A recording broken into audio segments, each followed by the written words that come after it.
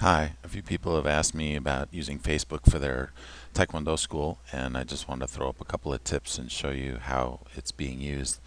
And the first thing is, why do you care about Facebook pages? Most of the people in the union have a Facebook page for their school, and I think they understand the general concepts. But the real reason why it's so important is that people trust it. So prospective students who see your Facebook page and see that their friends like it, it's going to add a great layer of credibility. So for example, this page here is one of, it's Kara Morgan Neer is the mother of one of my kid students, and she puts up pictures from time to time, and she'll say things like, oh, have kids had a great day at Taekwondo.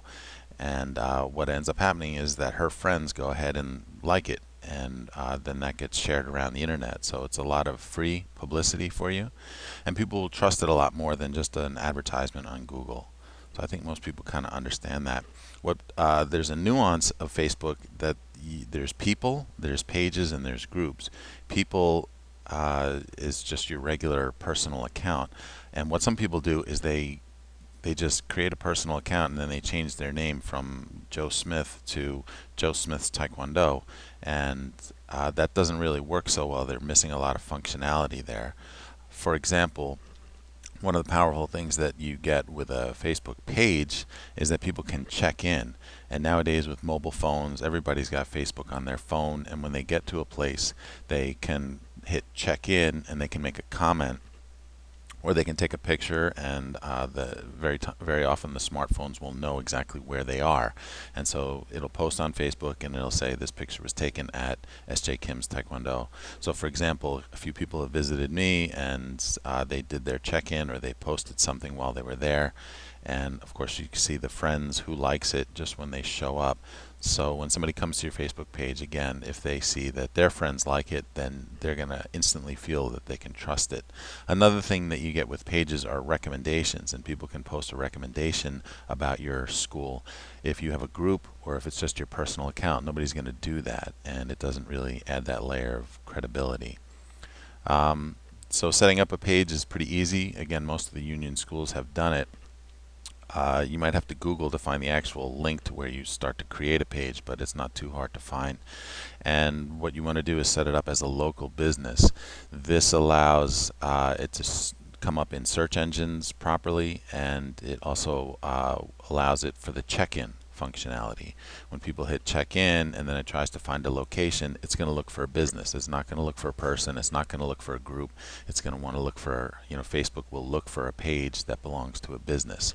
And if you're not a geek like me and you like to spend a lot of time on the internet, and you don't think you're going to be doing a lot of updates to the website or to the Facebook page, you can establish somebody as an administrator. So find that student who's gung-ho about Taekwondo and is also a computer geek and spends a lot of time, and have them be an administrator and charge them with the task of putting a lot of updates on there.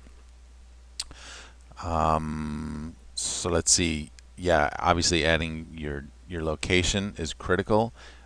Your website there, that's good for your search engine optimization. Also putting your hours of operation, people do look at that stuff. One of the little things there is getting a specific name. So here we have facebook.com/sjkimtkd. Instead of the default, Facebook will just assign you a number. So facebook.com/12576 is not really as meaningful or as nice as a vanity name.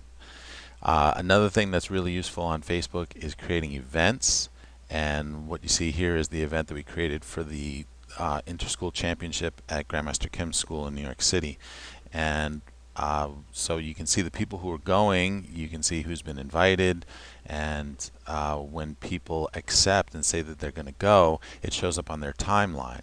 So for example, here Nancy Frazier made a comment, and that showed up on her wall. So all her friends who are tuned into her subscriptions are reading that. And when people say they're going, that also shows up on their timeline. So it's also a great way to communicate with your students about dates and times. It shows up on the sidebars, and so it's a really good way to make reminders out there.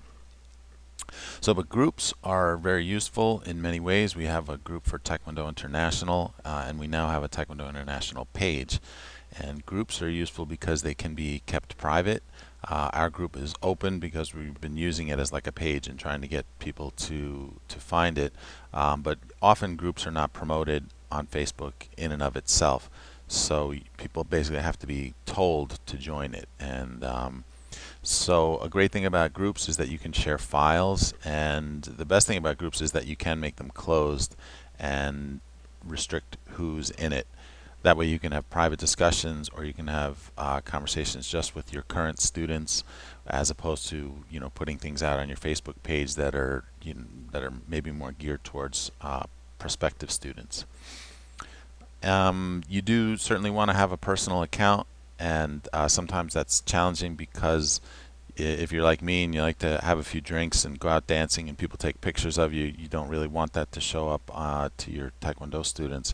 So I do this, and I know Master Sardinius does this. You have two separate Facebook accounts, one just for your Taekwondo persona and one for your your regular friends. And so that's a good way of keeping things separate. It also offers your family and close friends some privacy. So if you've ever had a stalker or something like that, you don't really need your entire life open to anyone who can find you as part of your Facebook or as part of your martial arts school. So that becomes a challenge sometimes because the website only really members one person who was last in Facebook, and the way that I manage that is to use two different browsers. So when I want to do something for my Taekwondo, like even Gmail or Facebook, I use Firefox as a browser. And when I'm doing stuff for my personal Facebook and email and other websites, I use Chrome. So it's a good way to not have to constantly log out and log back in. And there are iPhone apps that will let you have multiple Facebook accounts as well. So you can just search for that. So to really get effective use out of your Facebook page, you just really need to post daily. Nobody really complains that you post too much, and there are a bunch of different things you can post aside from pictures and announcements. You can praise a student, you can make reminders about where to leave your shoes, and remember school rules. You can also constantly post links to the popular pages on your site. Remember that every 6 months you've got a new audience looking at your page, and so they might not know all the great stuff that's on your website. And one of the Facebook pages that does this really well is Aliso Hills. They constantly are, you can see here he's posting the same seminar, the women's self-defense, posting it over and over as a picture. Just a general Taekwondo picture that isn't even necessarily one of his students, I don't think. Pictures from recent tests and seminars, and just even reminding people of the school rules once in a while is never a bad thing to do.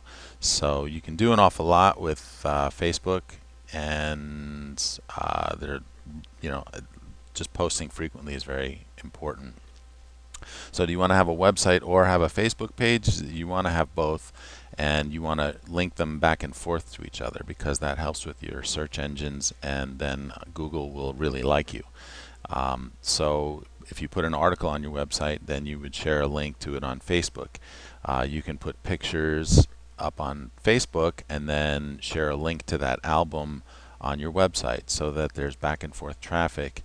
And Google is described as being like a nightclub, and because Facebook is the most popular person in the nightclub, if Facebook likes you and you're popular on Facebook, then Google's going to like you also. So hopefully you find some of those tips useful and helpful, and if you have any questions, you can contact me. There's more advanced web stuff that you can do. If you're, I know a lot of us have WordPress as a website software, and there are plugins and widgets that you can use so that your website also shows that people like you and who likes you. There's integration to show your upcoming events, so you only have to maintain it once on Facebook. You don't have to put it on your website. It'll just automatically feed in there. So if you want any help with that, you can just give me a call or email me. Okay, wishing you continued success. Thanks.